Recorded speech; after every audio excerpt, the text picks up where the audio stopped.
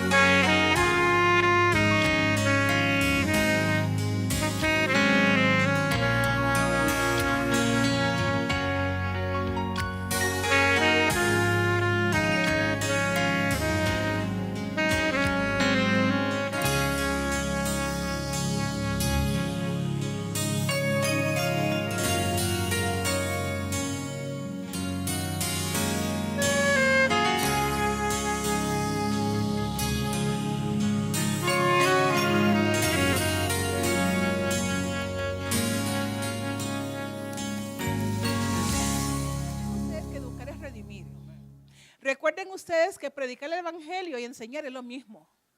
Así que no hay diferencia entre lo que usted, su trabajo y el trabajo de un pastor.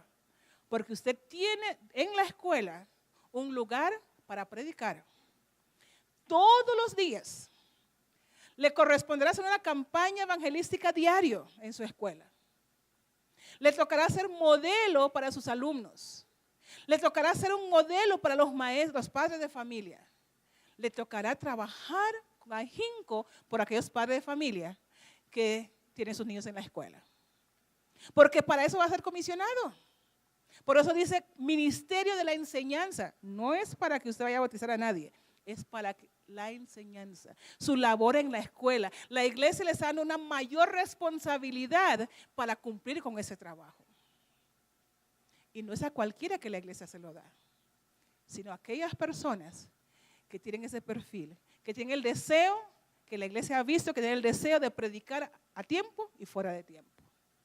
Y predicar no es simplemente no van a salir a la calle a predicar, sino en la escuela, con su ejemplo, con su vida, con el trato con los padres, con el trato con el alumno, que puedan ver que usted es alguien diferente, que usted fue apartado para algo especial. Es cierto, los demás compañeros fueron apartados para algo especial, pero la unión decidió en esa ocasión darle esa responsabilidad a usted. Preparar a aquellos niños y niñas para el reino de los cielos. Que eso sea nuestro deseo, nuestro anhelo en todo momento. Que sea nuestra oración a diario. Señor, dame las fuerzas, dame la sabiduría para poder preparar a estos muchachos para el reino de los cielos. Y que no descansemos por nada del mundo hasta lograr eso. Pero no solamente en la escuela, sino también en la iglesia. Bien lo dijo el pastor hoy en su presentación. Ser líderes en nuestra iglesia. Ser la mano ayudadora del pastor. Que la gente lo vea a usted como el ayudante del pastor, que puedan confiar en usted así como confían en el pastor. Que si el pastor, muchos de ustedes ya son ancianos de iglesia, gracias a Dios. No sé si aquí practican ancianas, pero en mi país sí tienen ancianas. Pero que seamos la mano ayudadora del pastor. Que trabajemos en la iglesia por los miembros y con los miembros.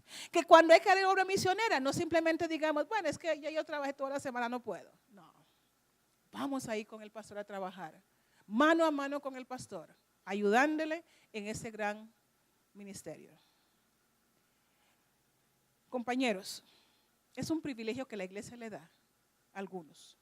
Pero no solamente tenemos maestros acá, hoy tenemos uno diferente, que no va a ser comisionado al ministerio de la enseñanza, sino va a ser comisionado al ministerio. Va a ser ministro comisionado, que va más allá inclusive de lo que ustedes van a hacer. Así que agradecemos a la unión haber tomado eso.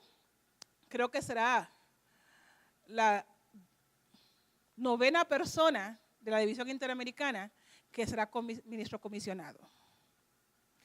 Eso es un privilegio que la iglesia le da a los que no son pastores. En el caso mío, su servidora, yo soy ministra comisionada, no soy a la enseñanza. Espero que me comisionen en alguna actividad que tenga para la enseñanza, porque me gusta esa palabra al final. Pero agradecemos a Dios que vamos a tener otro ministro comisionado en la iglesia adventista. Y será el primero fuera de la división interamericana, en las oficinas, ¿verdad? Así que, compañeros, es una responsabilidad grande que Dios les ha dado y que la iglesia le está confiriendo en esta oportunidad. Que Dios los pueda bendecir, que los pueda ayudar, para que ustedes sean modelos vivientes para la generación subsiguiente. Que seamos modelos para los compañeros que aún no han sido comisionados, que próximamente serán comisionados. Y sobre todo, mantengamos el estandarte ensangrentado de Cristo en alto, en todo momento y en todo lugar. Que Dios los bendiga.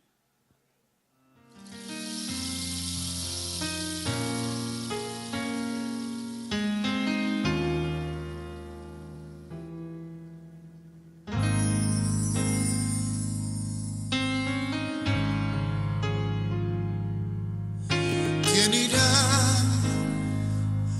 abriendo caminos, forjando mejores destinos para la humanidad? ¿Quién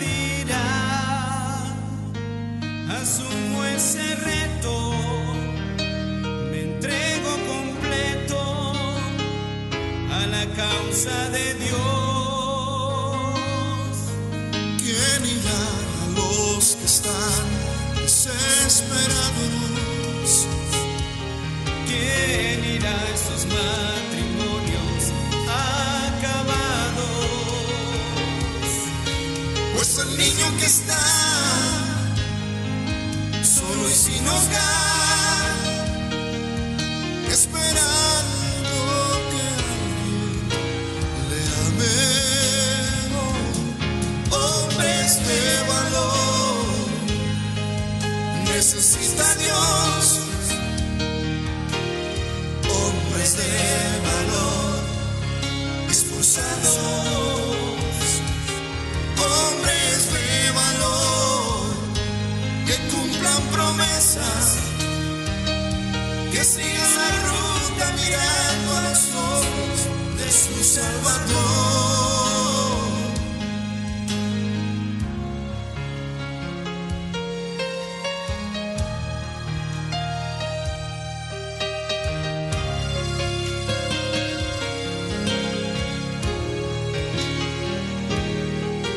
Heme aquí, Señor, rindo mis derechos. Hoy vengo dispuesto a servir por amor a la humanidad. Hoy aquí Asumo ese reto ese reto y me entrego completo a la causa de Dios. Hombres de valor, necesita Dios. Hombres de valor, esforzados. Hombres de valor, que cumplan promesas, que sigan la ruta mirando a los ojos de su Salvador. Hombres de valor.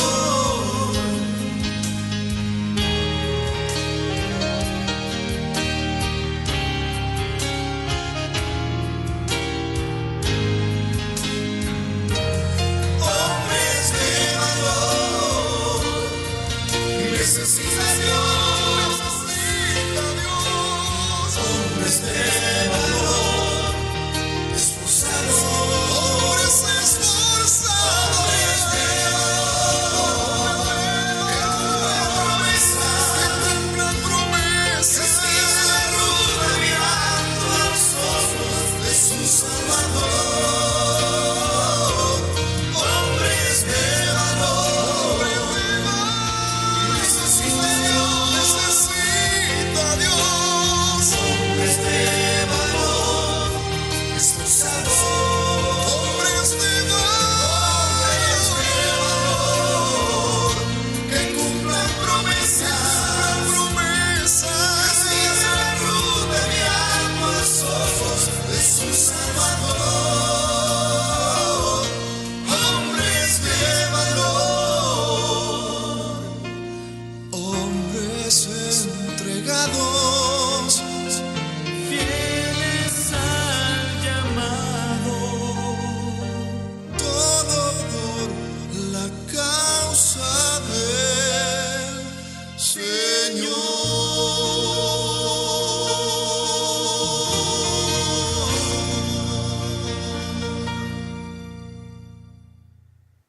Ser llamados por Dios no es cosa fácil. El profeta Jeremías hablaba de sufrir el llamado de Dios. El profeta Jeremías tuvo como primera reacción ante el llamado de Dios decirle no.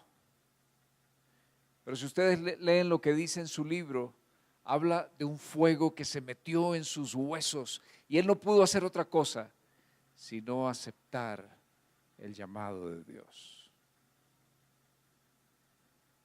Es posible que algunos de los que no están en este grupo estén sintiendo celos por los que están en este grupo. Es posible que algunos de ustedes que están allá quisieran estar acá. Pero yo voy a decirles algo. desde la perspectiva de la comodidad y de la tranquilidad humana, es mejor estar allá que acá. Y a ustedes quiero decirles, si tenían la vida complicada antes, ahora la tendrán peor.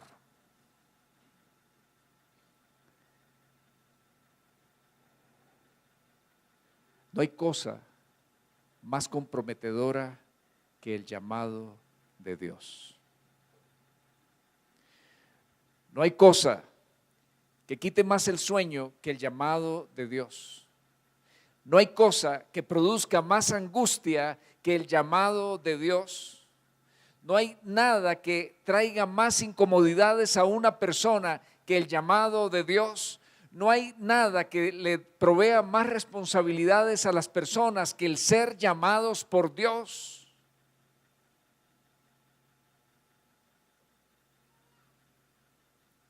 Ustedes ahora tienen algo más por lo cual responderle al Señor. Ustedes ahora tienen algo más por lo cual peligra su salvación. El ser llamados por Dios implica un compromiso simplemente imposible de cumplir. Un compromiso que requiere de una entrega absoluta, ilimitada, nunca suficiente. Y a estas alturas, yo estoy anhelando que ustedes estén por pararse para irse allá. Es mi deseo inquietarlos, sentirse en una situación simplemente insoportable. Porque el llamado de Dios solo se puede soportar cuando el Espíritu Santo toma posesión de la persona. Quiero invitarlos a reflexionar en esta tarde en la experiencia de un profeta de Dios, Isaías. Si hubo alguien que fue llamado por Dios, ese fue Isaías. Y fue llamado de una manera abrumadora. Hay algunas cosas en la experiencia de Isaías que yo no entiendo y que espero preguntarle al Señor cuando estemos en el cielo. Porque yo voy a ir al cielo, no sé ustedes, pero yo voy al cielo. Eso quiere decir que ustedes también. Amén, claro que sí. No tengan duda, vamos al cielo. Eso está más seguro que la cena. Vamos al cielo. Y cuando estemos allá, yo le voy a preguntar al Señor, después de que pasemos toda la alegría de saludarnos, Señor, cuéntame de Isaías, porque hay un pedacito de la historia que no entiendo. Isaías ya era un profeta, pero no había recibido un llamado. ¿Se imaginan eso? Era un profeta, pero no había recibido un llamado. Algunos comentaristas consideran que habían pasado como 5 o 6 años en la experiencia de Isaías siendo un profeta, pero quiero decirles que Isaías era un profeta de élite, era un consejero del rey. Es más, parece que era primo del rey Usías, uno de los más poderosos reyes del reino de Judá. Isaías vivió en una época de gloria, el comienzo de su ministerio allí en Judá. Judá estaba en el pináculo de la gloria, nunca había estado tan bien después del reinado de Salomón. Había dinero. Usías había sido un hombre sabio, había sido un hombre ferviente al Señor, se había dejado bendecir por Dios. Dios había tomado control del reino de Judá. Había prestigio político, poderío militar, solidez económica. Las artes y las ciencias habían avanzado. Se hablan inclusive en ese periodo de la historia de adelantos tecnológicos en el reino de Judá. E Isaías vivía en ese tiempo. Primo del rey, consejero de la corte, profeta reconocido. Aquello todo era un tremendo prestigio para este hombre. La gente lo miraba con respeto, la gente lo admiraba con admiración, era un hombre joven todavía, un príncipe. Muchos querían estar en el lugar donde estaba Isaías. Pero ocurrió una tragedia en Judá. Amigos, uno nunca sabe en qué momento, si no se aferra de Dios, se deja llevar por la debilidad humana y las bendiciones de Dios se tornan en una trampa para nosotros mismos cuando las sacamos del contexto divino. Y Uzías en algún momento se sintió tan grande por lo que estaba ocurriendo en su reino, se sintió tan satisfecho consigo mismo, que quiso desempeñar un papel que no le correspondía. Quiso ofrecer sacrificios, papel que solo le correspondía al sumo sacerdote, y se volvió leproso. Tuvo que recluirse en su palacio y manejar tras bambalinas el reinado, y pasó muchos años aislado de su pueblo, limitó su servicio a Dios. Las crónicas de los reyes nos dicen que el pecado de Uzías fue intentar imitar a los reyes que rodeaban al reino de Judá. ¡Qué desgracia! En lugar de intentar imitar al rey del universo, intentó imitar a los reyes que rodeaban a su nación. Se vanaglorió por las bendiciones de Dios, se sintió grande, quitó su atención de Dios para ponerla sobre sí mismo. Uzías también había sido un llamado por Dios, también había cumplido un ministerio con éxito, pero perdió el foco y no pudo continuar desempeñando su llamado. Y en esas circunstancias, en el año en que murió el rey Uzías, ocurrió algo especial con Isaías. Recuerden, les dije, Isaías llevaba 5 años ejerciendo un ministerio profético, pero ¿saben qué? Era un ministerio profético estéril. Podemos ver algo de lo que era el ministerio de Isaías leyendo los primeros capítulos de su libro. Isaías pensaba que ser profeta era quejarse. Y se quejaba y se quejaba, y se quejaba por la condición del pueblo, y se quejaba por la frialdad espiritual del pueblo, y se quejaba por los anhelos de riqueza de las personas, y se quejaba porque la gente iba al templo simplemente a ofrecer sacrificios sin fondo, solo llenos de forma. Isaías se quejaba y se sentía más santo que todos. Él sentía que el único siervo de Dios que todavía quedaba en esa nación era él. Él sentía que el único digno de ser llamado hijo de Dios era él. Pero Elena de White, comentando la experiencia de Isaías previo a este momento del año en que murió el rey Uzías, ella dice que la religión de Isaías se había convertido en fría y formulista. Lo mismo que él estaba señalando a sus coterráneos le había ocurrido a él. Lo mismo. Mis amigos, mis hermanos, mis colegas, no importa la posición religiosa que tú asumas, no importa si esta se ve muy conservadora, no importa si se ve muy piadosa, si tú dejas de mirar a Jesús, si tú dejas de hacer del centro de la vida a Jesús, tu experiencia religiosa se convierte simplemente en una religión vacía, fría, formulista, hueca. Y en el caso de Isaías, en una carga. Porque cuando tú pretendes ser cristiano sin Dios, La religión se convierte en la carga más asfixiante que puede existir. Cuando tú intentas cumplir el llamado de Dios sin Dios en el centro de tu vida, ese llamado se convierte en una carga terrible, te mata. Y a Isaías, su condición de profeta, lo estaba aniquilando. Y la pregunta que yo le voy a hacer al Señor es: Señor, ¿cómo podía haber un profeta sin un llamado? Ese era Isaías. Pero algo ocurrió. Si tienen sus Biblias consigo, los invito para que busquen en el capítulo 6 del libro de Isaías, a partir del versículo 1.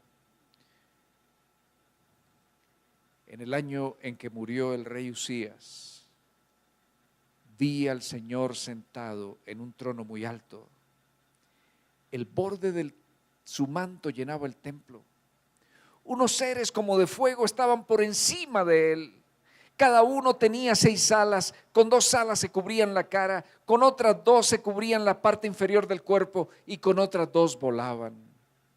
Y se decían el uno al otro: Santo, Santo, Santo es el Señor Todopoderoso, toda la tierra está llena de su gloria. Al resonar esta voz, las puertas del templo temblaron y el templo mismo se llenó de humo, y pensé: ay de mí, que voy a morir. He visto con mis ojos al Rey, al Señor Todopoderoso, yo que soy un hombre de labios impuros y vivo en medio de un pueblo de labios impuros. Reflexionemos en lo que hemos leído hasta acá. ¿Dónde estaba Isaías? En el templo. Como de costumbre. No era raro que Isaías fuera al templo. Era un profeta. ¿Dónde se espera que estén los profetas? En el templo. Isaías no era un levita. Por lo tanto, no podía ir más allá del atrio de los hombres en el templo de Jerusalén. Estaba el atrio de las naciones, hasta donde podían llegar los gentiles. Luego estaba el atrio de los hombres, hasta ahí podían llegar los hombres judíos. Y de allí ellos podían ver algo del lugar santo. Y el velo, la cortina pesada que dividía el lugar santo del lugar santísimo. Y allí estaba Isaías arrodillado como siempre, quejándose, sintiéndose mejor que los demás. Y de pronto él mira y ve que ese velo pesado se mueve, y él espera ver lo que todo judío sabía sin haberlo visto jamás, que había en ese lugar santísimo: el arca del pacto, la Shekinah. Pero él no ve eso, ve el trono de Dios. No vio querubines hechos de oro, vio querubines de verdad. Se asemejaban a seres de fuego, pero los vio en una actitud de reverencia. Eran extremadamente gloriosos, pero se sentían humillados ante la presencia de Dios. Isaías tenía el concepto de la santidad de Dios, pero en esta ocasión se dio cuenta que su concepto de la santidad de Dios era sumamente imperfecto, era pequeñísimo, porque Dios es realmente santo, más santo de lo que cualquier hombre o mujer puede concebir, más santo de lo que cualquier ser del universo puede concebir, más santo aún que lo que los serafines que rodean el trono de Dios pueden concebir. Y los serafines estaban abrumados ante la gloria de Dios, hasta el punto de cubrir sus rostros santos con sus alas, cubrir la parte posterior de su cuerpo con sus alas. Ellos estaban en una actitud de completa reverencia ante Dios, perfectos pero reverentes ante Dios, perfectos pero sintiéndose insuficientes ante Dios. Imagínense la magnitud de la santidad de Dios.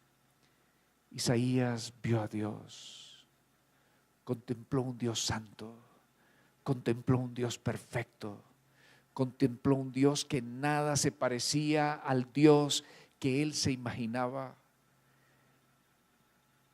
Para Isaías Dios era tan santo como él. Para Isaías Dios era un poquito más perfecto que él. Pero ahora Isaías ve la realidad de Dios. Y quiero decirte algo, mi querido hermano, mi querida hermana, en esta tarde. Nadie puede seguir siendo el mismo si de verdad contempla la santidad de Dios. ¿Y sabes qué? Isaías tuvo una experiencia tremenda. Miró a Dios y luego se miró a sí mismo. Hasta antes de mirar a Dios, cada vez que Isaías se miraba a sí mismo, se sentía tan complacido. Yo soy mejor que cualquiera. Yo no soy adúltero. Yo no soy ambicioso. Yo vengo al templo. Yo no soy asesino. Yo no soy lo que hace el resto de mi pueblo. Yo soy santo. Pero cuando él vio a Dios y se miró a sí mismo, se dio cuenta que su condición espiritual era tan lamentable como era lamentable la condición espiritual de su pueblo. Y se identifica con ese pueblo y dice: ay de mí, porque tengo labios impuros como los de mi pueblo. Y ustedes saben que las palabras sencillamente son la expresión del corazón. Y cuando Isaías acepta que tiene labios impuros, está aceptando que tiene un corazón impuro. Cuando él acepta que sus labios manifiestan maldad, está aceptando que esa maldad proviene de un corazón lleno de maldad. Y ante la santidad de Dios, él se da cuenta que su único destino es la muerte. Mis amigos, de hecho, el único destino que tenemos los seres humanos fuera de las manos de Dios es la muerte. No hay otro. El único destino que nos aguarda apartados de Dios es la muerte. Y eso se hace más patético cuando vemos la santidad de Dios. Isaías vio la santidad de Dios, vio su imperfección y lloró porque se supo muerto. Pero quiero decirte algo. La pluma inspirada dice que el momento de mayor necesidad del ser humano es el momento de mayor oportunidad de Dios. ¿No es eso maravilloso? Cuando tú y yo estamos en el colmo de la crisis, cuando tú y yo estamos tan bajo, más bajo que el sótano, es cuando Dios puede venir en tu rescate, en mi rescate. Isaías no parece que estuviera orando, parece que estuviera simplemente lamentándose. Ay de mí, voy a morir, he visto con mis ojos al Rey, al Señor Todopoderoso, yo que soy un hombre de labios impuros y vivo en medio de un pueblo de labios impuros. Pero ¿sabes qué? El Señor tomó eso como una oración. Cuando tú reconoces tu necesidad, Dios viene en rescate tuyo. Cuando tú reconoces tu necesidad, estás abriéndote para que Dios tenga una oportunidad en tu vida. Y eso ocurrió con Isaías. Reconoció que no era el gran personaje que él se había imaginado que era. Reconoció que no era el santo que él se había imaginado que era. Y entonces Dios actuó. Versículo 6.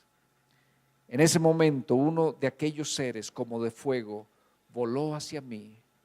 Con unas tenazas sostenía una brasa que había tomado sobre el altar. Y me tocó con ella la boca y me dijo: mira, esta brasa ha tocado tus labios, tu maldad te ha sido quitada, tu culpa te ha sido perdonada. Isaías solo reconoció. Él no sabía qué se podía hacer por él mismo. Él pensaba que su condición era simplemente desesperada. Me voy a morir, no hay más nada. Sintió la angustia de la muerte eterna. Pero Dios es capaz de hacer lo máximo ante la ruina del ser humano. Y por mandato divino, uno de los serafines vuela hasta el altar, toma con unas tenazas un carbón y toca los labios de Isaías. Ese carbón simbolizaba el poder purificador de Dios. ¿No es maravilloso que Dios pueda purificar a un ser humano pecaminoso? ¿No es maravilloso que Dios pueda compartir su santidad con nosotros, seres imperfectos? ¿No es maravilloso que Dios pueda levantar de la muerte física y espiritual a un ser humano y convertirlo en un ser que vive para su honra y su gloria?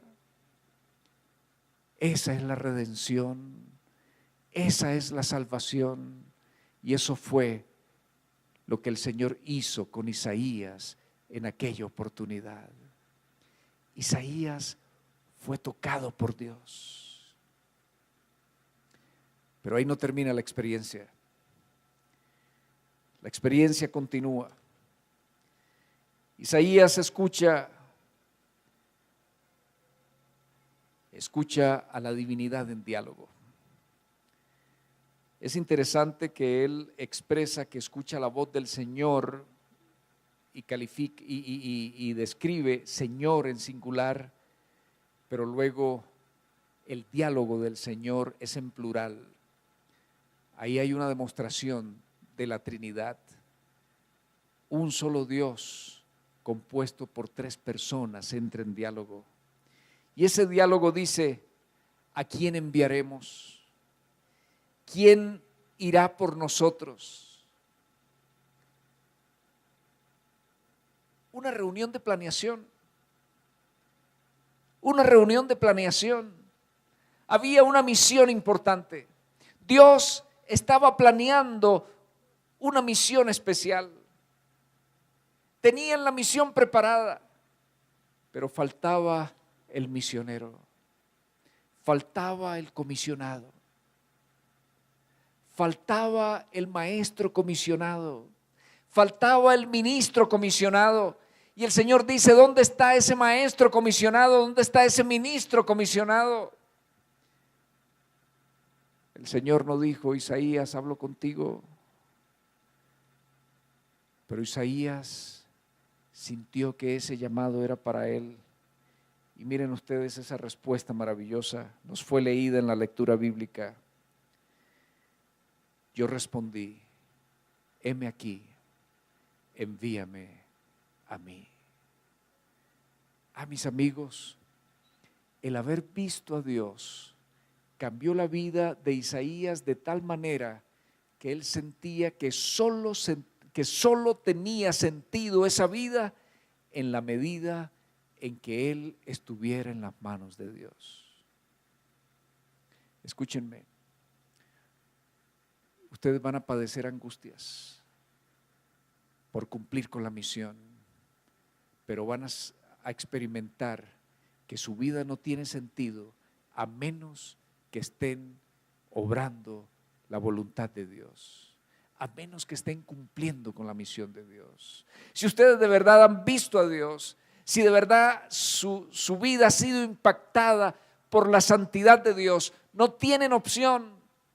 Su única opción será un servicio incondicional a Dios. Y el Señor le dijo a Isaías: vas a ir a un pueblo que no te va a escuchar. Y así fue. Las condiciones en el reino de Judá cambiaron. Usías murió, su hijo continuó el reinado, fue un buen reinado, pero la condición espiritual venía decayendo. Los siguientes reyes fueron terribles. 5 reyes, alrededor de 60 años de servicio. No lo jubilaron, el fondo de jubilación se ahorró eso, ¿saben? No lo jubilaron, 60 años. Y el último rey si mal no recuerdo, fue un Manasés. Las evidencias históricas apuntan a que Isaías fue aserrado. El tipo se fastidió tanto por el ministerio profético de Isaías que en lugar de jubilación lo cortó por la mitad con una sierra. ¿Se imaginan manera más miserable de morir? Así terminó Isaías. Pero ¿saben qué?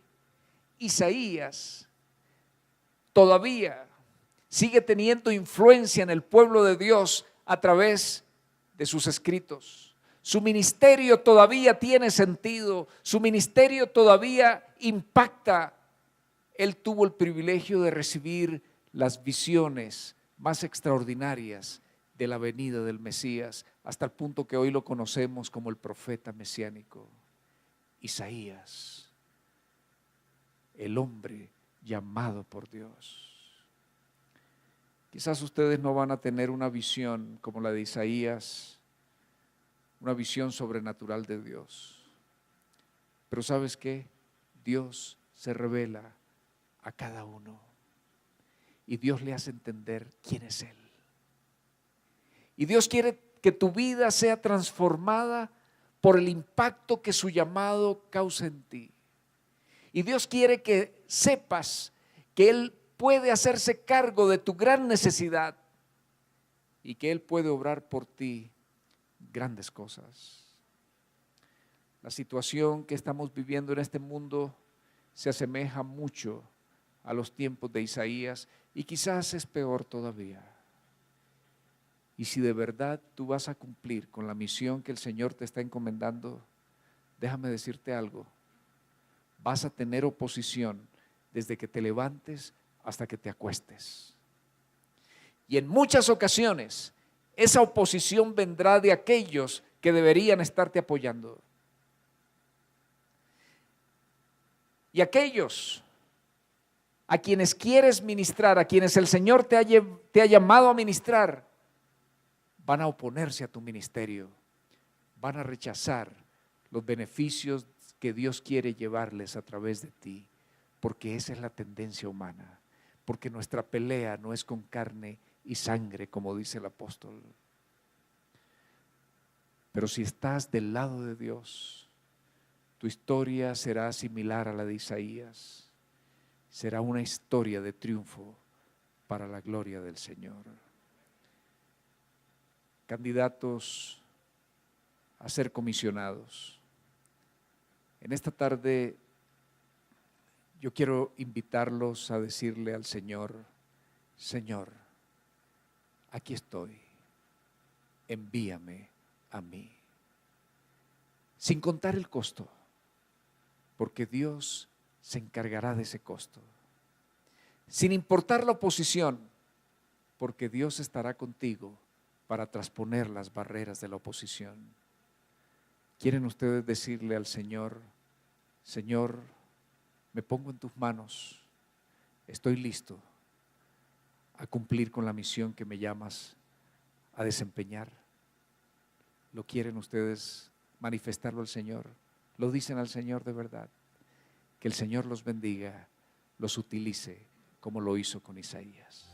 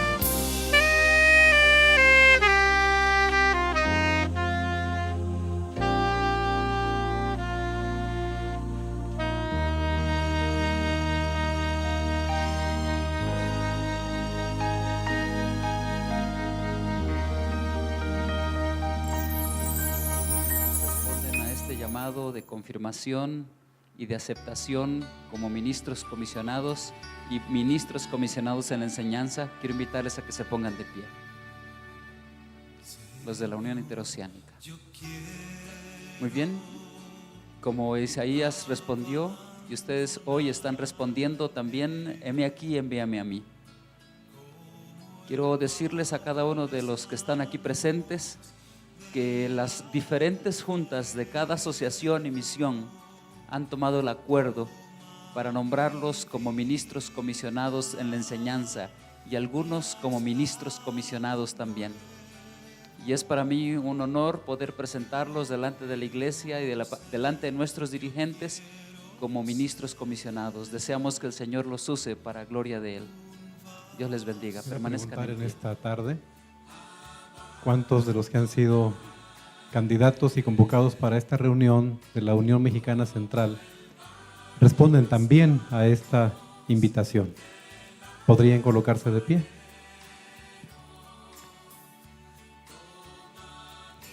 Es para mí un honor representar a la administración de la Unión Mexicana Central, quien también hizo las diligencias correspondientes, las juntas de los campos y la Junta de la Unión. Ha tomado a bien recomendar a los maestros que se han colocado de pie para que puedan ser en esta tarde nombrados y reconocidos por la Iglesia en esta función y ser comisionados al ministerio de la enseñanza. Esto ha sido así en virtud de su preparación, en virtud de sus años de servicio y del testimonio que han dado a lo largo de su experiencia docente. Damos gracias a Dios por cada uno de ustedes. Permanezcan de pie, por favor. Someterse con el Señor en esta tarde. ¿Crees de corazón que fuiste guiado por el Espíritu Santo para asumir las responsabilidades del trabajo a la cual seréis comisionado? Te esforzarás por vivir de tal manera que el poder de Dios se manifieste en su vida y en su ministerio. Permitirás que el Espíritu de Dios te capacite para preparar a otros para tener un encuentro con Jesús y ser discípulos de nuestro Padre Celestial. Harás esto fielmente por la honra y gloria de Dios, por el bienestar de la juventud de la iglesia y en servicio por el pueblo de Dios.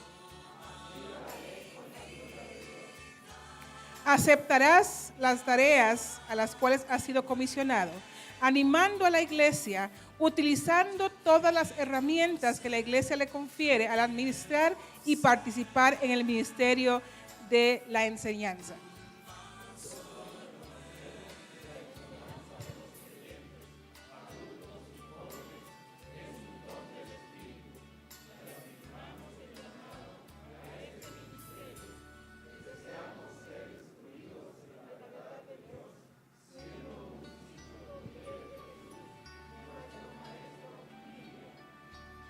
Es un compromiso que hemos hecho delante de la iglesia ante Dios, así que Dios los bendiga.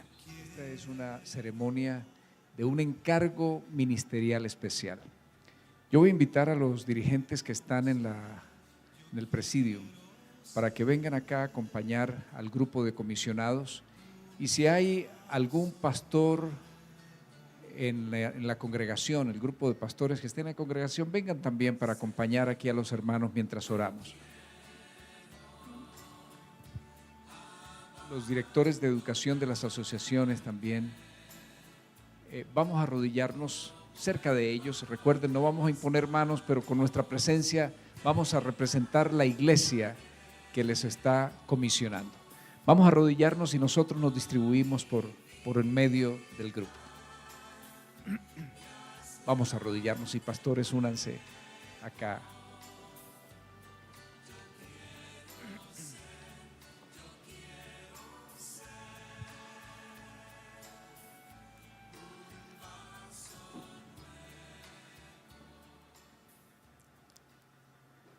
Amoroso y bendito Padre Celestial,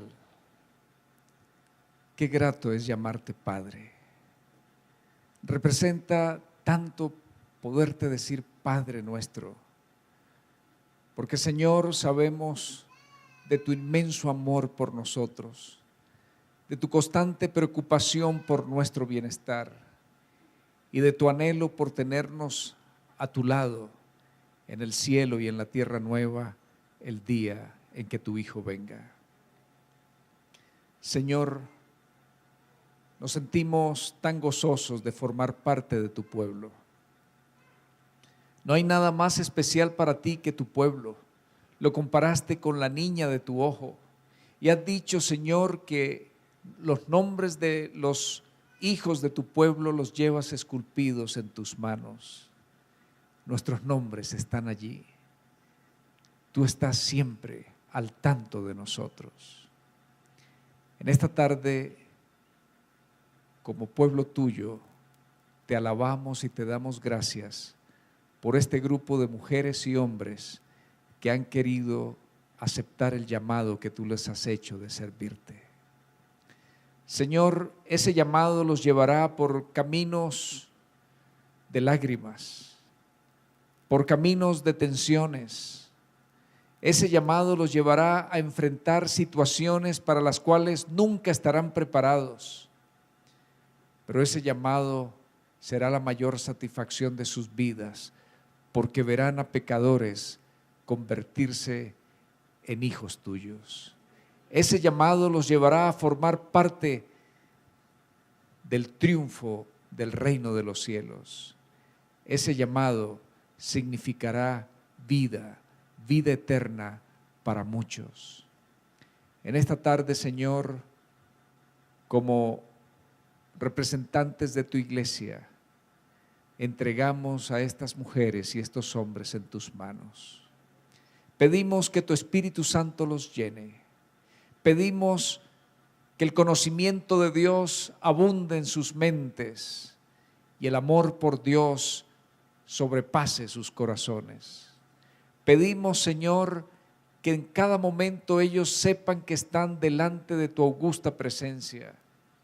Pedimos, oh Señor, que ellos entiendan lo trascendental de sus palabras y de sus acciones. Pedimos, Señor, que ellos vivan solo para la gloria tuya. Bendice sus familias, que sus familias, oh Señor, puedan sentir el impacto de su ministerio y que sus familias sean el principal objeto del cumplimiento de tu llamado. Pedimos por sus instituciones, que sus instituciones sientan, oh Dios, que tienen hombres y mujeres de Dios consagrados para una tarea. Señor, y pedimos por las sociedades donde ellos se van a desenvolver, que esas sociedades puedan ver en ellos luz, luz que se refleja de tu trono.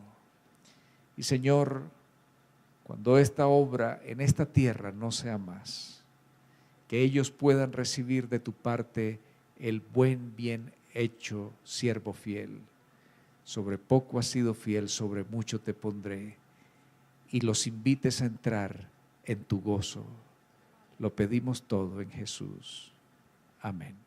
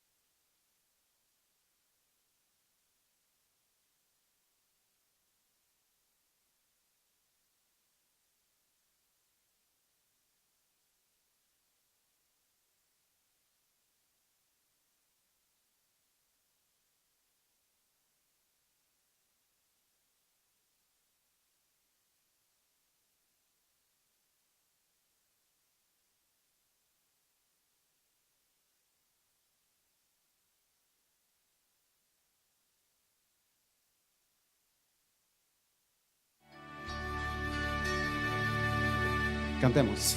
Señor, yo quiero abandonarme como el barro en las manos del alfarero.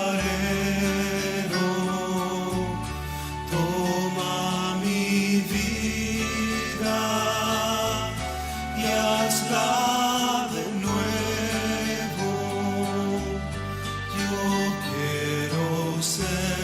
Yo quiero ser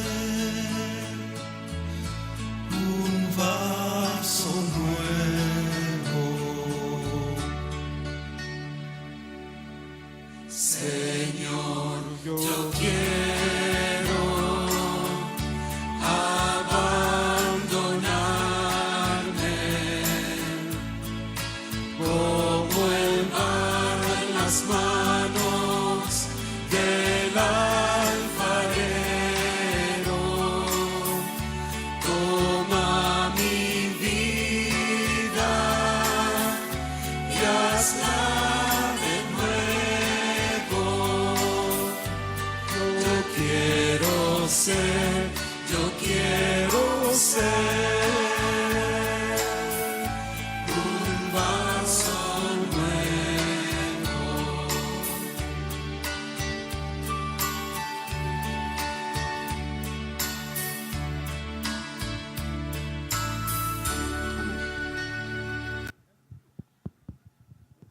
Les invito a inclinar su rostro para concluir con una oración. Señor y Padre nuestro que moras en los cielos, en esta tarde hemos sentido tu presencia y sin duda también hemos valorado la importancia de servirte. Te damos gracias porque en tu misericordia y también en tu sabiduría llamas a hombres y mujeres que, aunque imperfectos, tú nos puedes moldear para ser eficientes en el trabajo de la salvación de las almas. Señor, te rogamos que bendigas de manera especial a cada maestro y a cada hijo tuyo aquí presente, especialmente a aquellos que han recibido una nueva comisión. Te ruego, Señor, que tu Espíritu Santo inunde sus vidas y sea tu Espíritu Santo quien les use en tu servicio.